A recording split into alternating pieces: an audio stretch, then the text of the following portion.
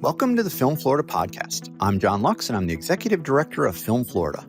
Before we get to our interview, if you're not already a member of Film Florida, please consider joining at filmflorida.org. Please also consider going to our website and donating $20.25 for our 2025 fundraising campaign.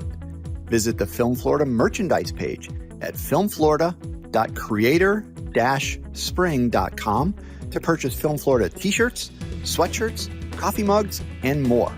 All merchandise proceeds go to the Film Florida Filmmaker Grant and Scholarship Fund. Stephen Demmler is a writer-producer, founder of St. Petersburg-based Talon Entertainment, and one of Variety's new leaders in Hollywood for 2024. He's written, directed, or produced films that have screened in festivals around the world and has spent more than a decade working in finance, facilitating deals for globally distributed investors. Prior to that, Stephen worked for many years on the Emmy-winning crew of Saturday Night Live.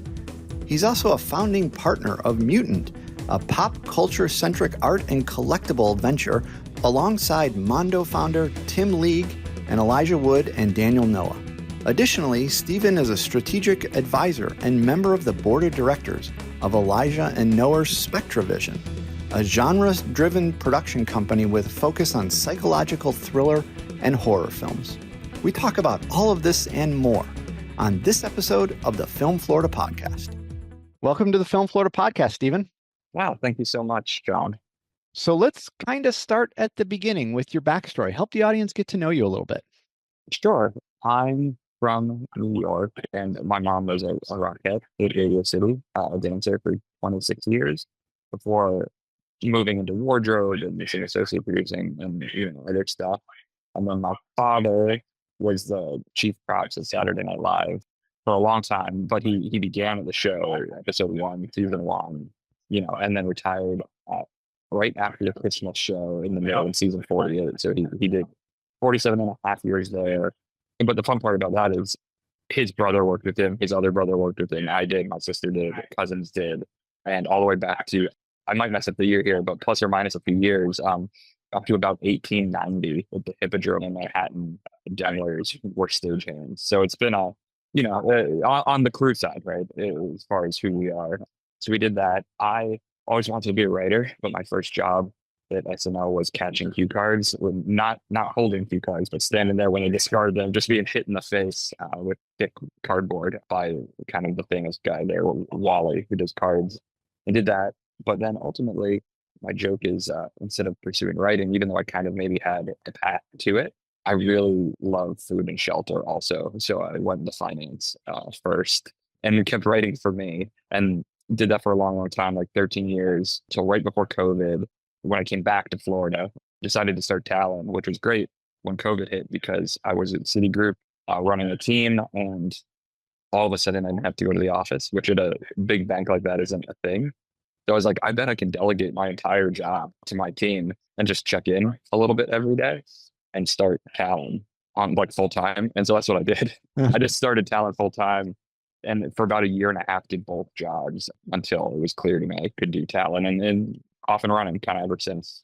Well, you hit a number of different things in there that I want to touch on a little bit more detail. As you mentioned, your mom was a rockette for 26 years. Your dad was on Saturday Night Live, which, I mean, who hasn't been brought up on Saturday Night Live? But you worked alongside your father in the props department, as you said. Like, I mean, give us a sense of what that was like back in the heyday of, SNL. It's the most chaotic workplace I've ever seen. Even indie versus indie film sets. But the difference there is where it's controlled chaos, right? It's like every single person there that was running around and appears to be an insane person is actually brilliant, and accomplishing a very specific goal at the highest level. And what's amazing is how that all kind of comes together every weekend at 11:30. They're ready to do a show, whether or not they would say they're ready to do the show. It goes on. And so for me, like some of the things I got, like most of what I did, especially when I was starting, was just like put plates on table, take plates off table. But on that crew, I got to graduate to like throw this at this cast member, or things like that. So it got to be pretty fun. But it was a lot of on his crew, right? It was a lot of my uncle was in charge of outside props, so he was buying stuff that they didn't have. My dad ran the studio, so it was a lot of like shuttling stuff back and forth, dressing the sets, cleaning the sets. If there were hand-ins, making sure they're there on time, all that kind of stuff. But it was just so fun getting to watch kind of the magic of that every week. Did you have a favorite cast member that you just kind of clicked with? Once I got a little older, right? Once I got closer to like the writer's age or the younger cast member's age, Jimmy Fallon was still there, and I don't remember if Will Ferrell was still there or not. I think he might have just left. But around then, when I was younger, when I was older, like Will Forte and Bill Hader, Bobby Moynihan. One of my favorite stories that I've told before is Bill Hader was dressed as Stefan, just sitting on the stage where music is as Update was going on, because he was going to go do a Stefan. He was like, his hands were shaking, and so I just told him, I was like, "You're really good. You don't have to stress." But he was very sweet, but he was like, "No, I have to stress." He couldn't control it, and he's since talked about it. He actually skipped going to SNL 50 because he just didn't want to bring up the anxiety that he gets from doing that show anymore. He was a sweetheart, and Keenan was a sweetheart. Yeah, I wouldn't say like I didn't get close with anybody, right? But as far as like work pal kind of thing, Right, like from a professional with level. with a bunch of them, and they're all different but wonderful. Yeah. Now, how did this whole experience kind of shape your perception of the industry, and how did the introduction, by being on SNL, shape your visions and goals for yourself? For me, it's always been Weekend Update.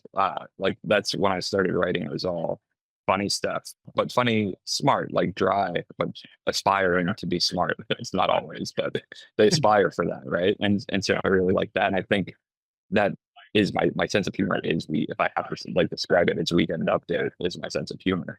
But I think writers by and large, they have their older folks that are kind of like Jim Downey and some of these other people who've been there a long time. But by and large, every year, most of the writers are quite young. And I found that kind of aspirational and inspirational also. And it just kind of showed me like you can do it, like you can write something and get it made and get people to see it, which was really exciting.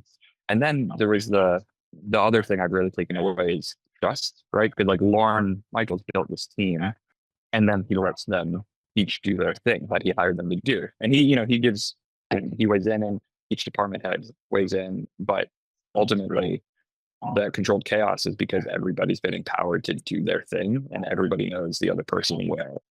So I'm writing that, like I'm at WM3X as a writer and producer now. So my writing's one thing, but on the producing side, that's something that I've really taken to is once you're on the team, you're there because you're the person who's in charge of whatever we hired you for.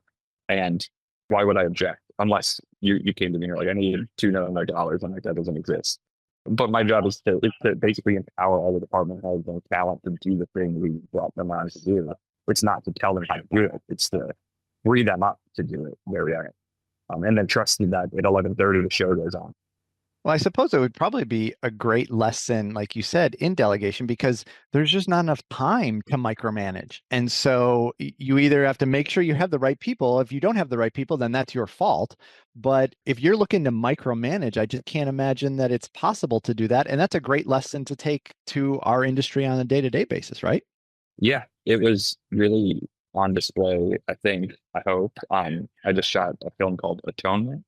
It's a Ken Branagh, Boyd Holbrook, Piano Boss film, but we shot half of it in the Middle East, half in Amman, Jordan, and half in Dallas. But there was that thing where the director and the DP would argue for more time, or we shot on 60 millimeters, or more film by this, by that. And my job was to tell them no, or we're late because of money, right? We had a very particular budget, or say like, you can have that. If you think we need it, then we'll give it to you. But that means you can't have these things because there are so many resources. So it's your call, right? Like if this is a shot we have to have, let's get it. But then, B team has to leave and can't come tomorrow because we can't afford it. And then let the director make his choice because ultimately it's his movie, right? Which is from, I think comes from SNL. And then also, I hope he doesn't mind me telling a story. On our very last day, it was an indie film, right? So we were hustling. It was the last day, so we had to get everything, and we fell a little behind.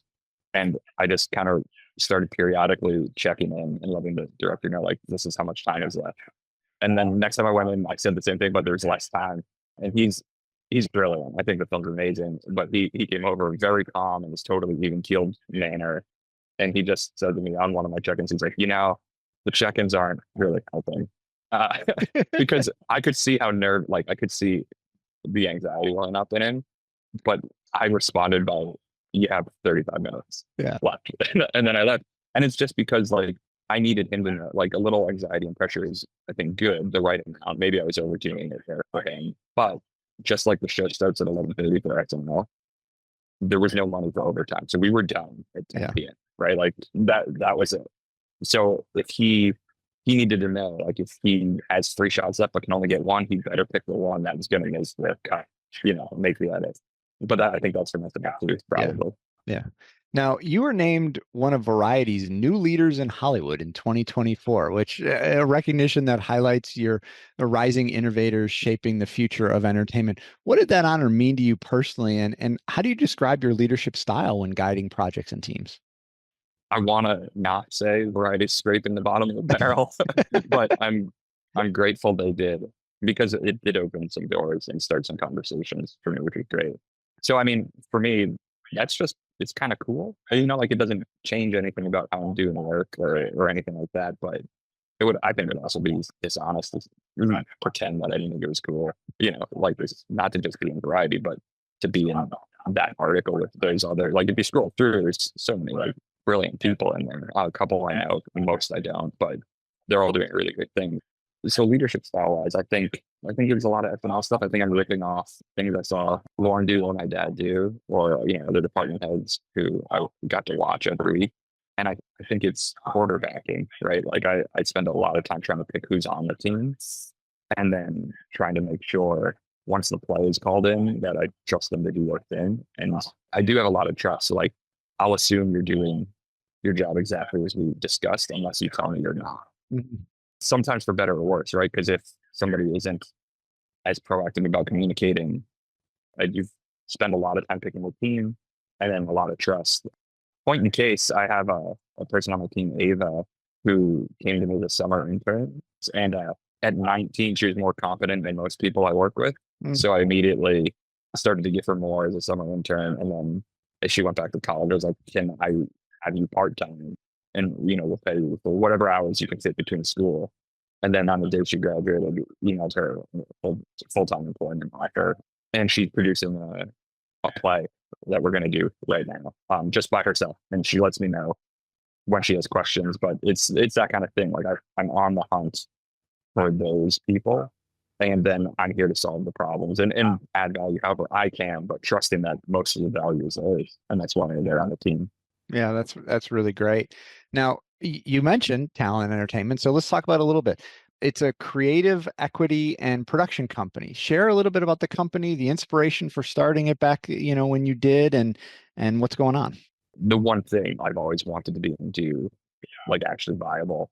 And I thought if I showed up to the industry and said I have a bucket of cash, that everybody would be my friend, or pretend to be my friend. And that 100% worked. So that was the idea. I founded Talon to be a vanilla film fund, just film equity and debt, so that agencies would talk to me. And that worked. They did. But out of that, in my background in finance and trading, came kind of an aptitude for the business side of the industry. And so, yes, we do equity and debt. At first, it was passive, right? Like, just EP, write a check, finance, tax credit. And then the move was, okay, now you can have those things. But what I communicated to our producing partners on this project was, I'm not going to pretend I know things I don't know. You're the lead here. I'm here to watch you and learn and steal your moves for my next thing that we're not doing together. And I did that a few times and kept my word, and that got around, right? So even bigger and bigger producers doing cooler and cooler things started, who needed the cash for their indie films still. Were willing to bring me on and give me more and more to do. As it got around, like, I will do a good job of the things I say I can do, and I'm not going to try and step on your feet thinking I know more. Because, and so I built that up.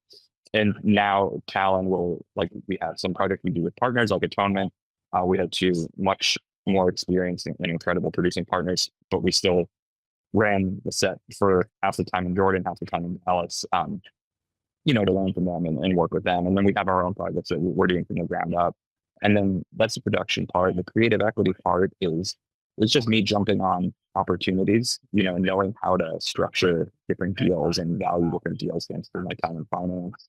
So after I produced a film called Bookworm, starring Elijah Wood, he and I became friends, and then I got involved with his production company, SpectreVision.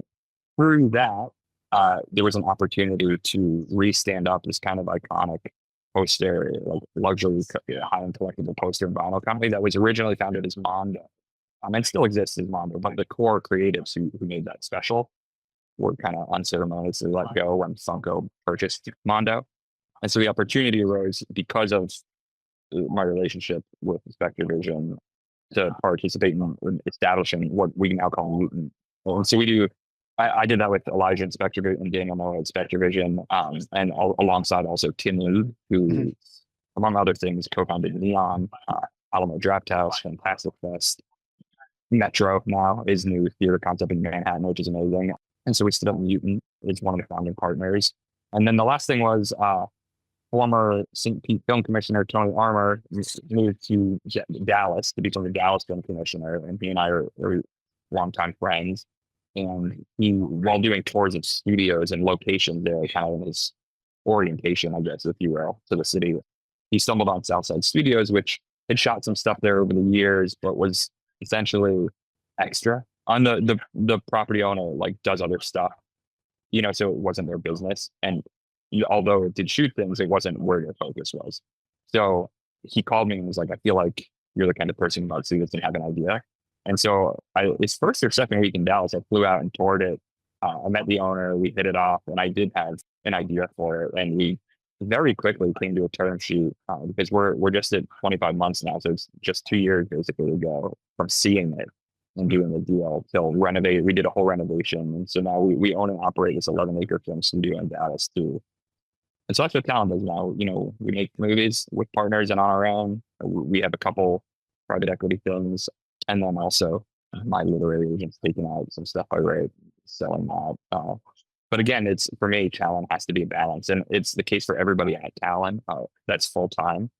Tony had a short film concept, and part of the thing is Talon exists to enable the team's creativity. So Talon funded that.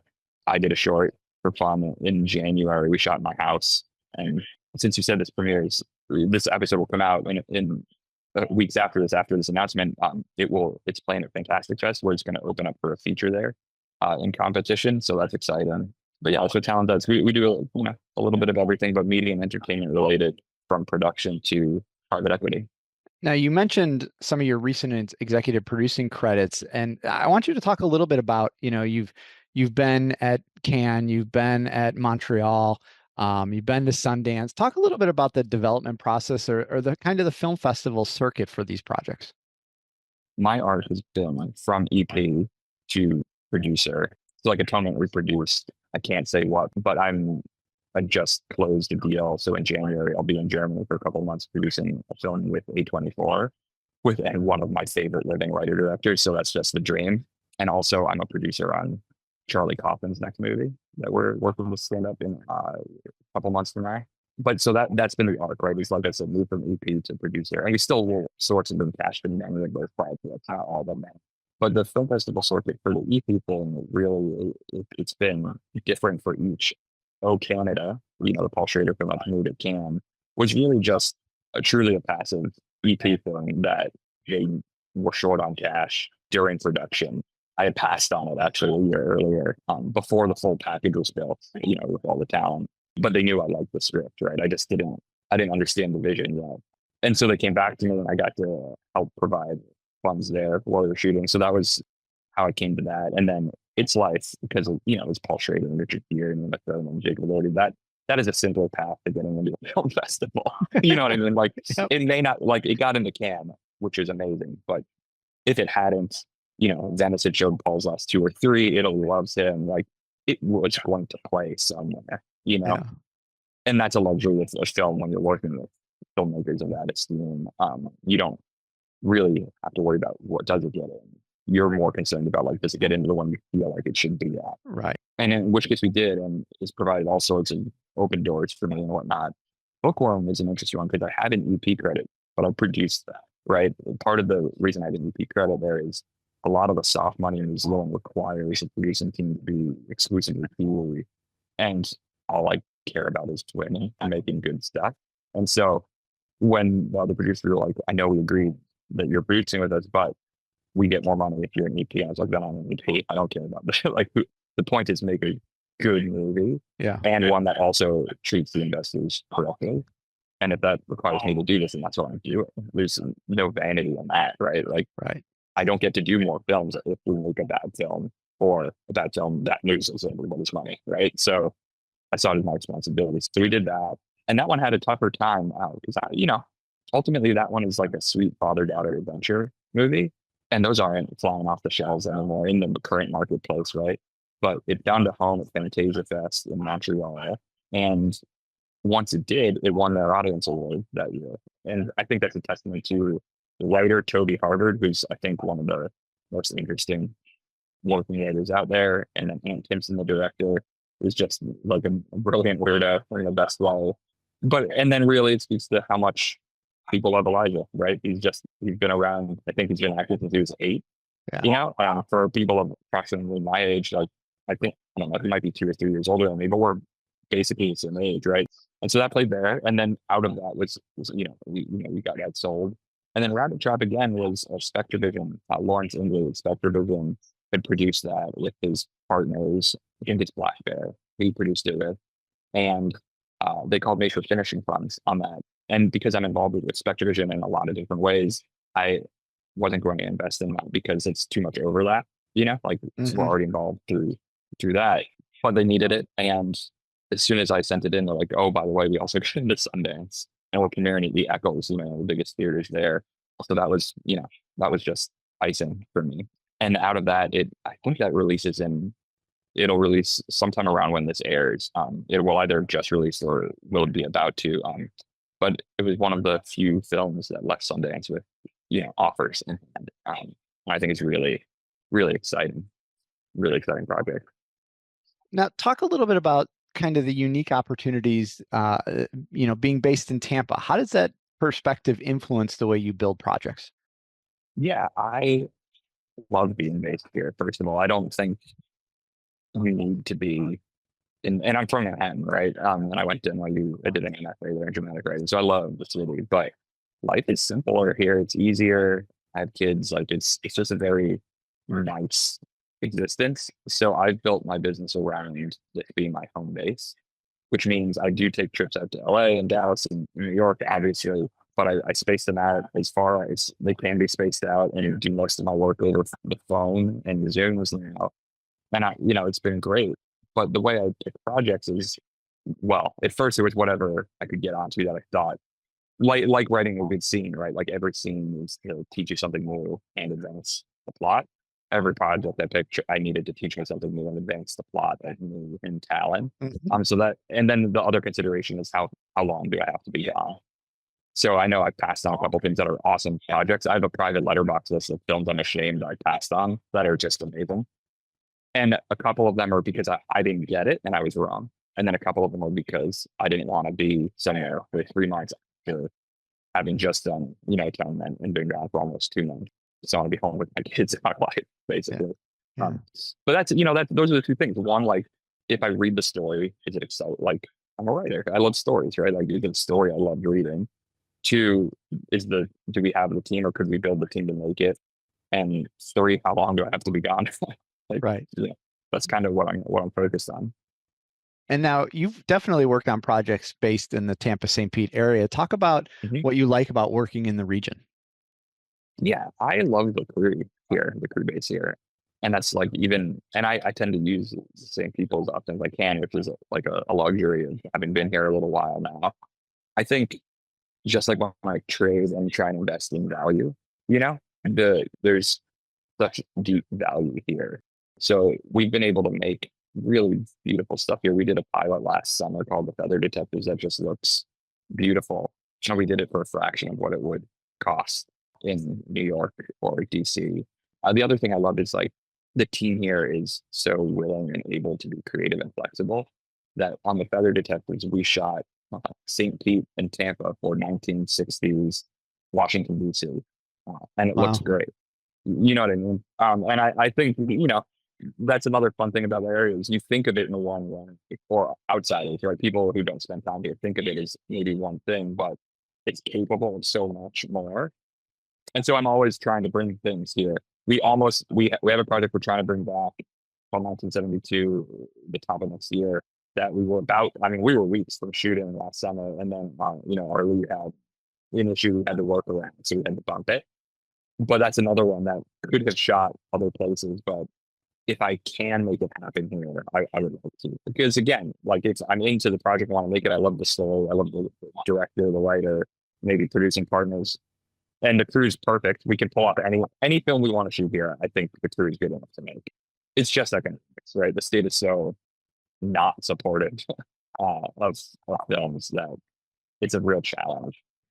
We've talked a lot about how you've gotten to this point, but talk a little bit about, the future. What are kind of the long-term goals for your work, and how do you see your career contributing to the broader film landscape? Oh man. In a perfect world, if I could write and direct my stuff and then help produce some friend stuff on the side primarily, like that's the dream. And I think I'm doing a good job of that already, right? Like my balance isn't quite percentage-wise, isn't quite where I want, but if I could overweight a little more writing, a little less producing going forward, that would be great. But I like producing too. It's a totally different thing.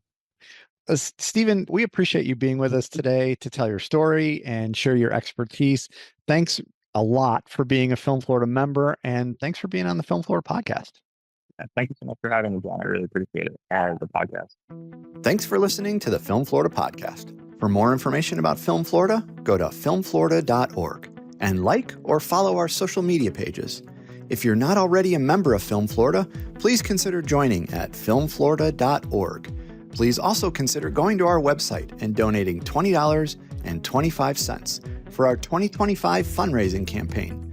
Check out the Film Florida merchandise at filmflorida.creator-spring.com, and please remember to subscribe, rate, and review the podcast.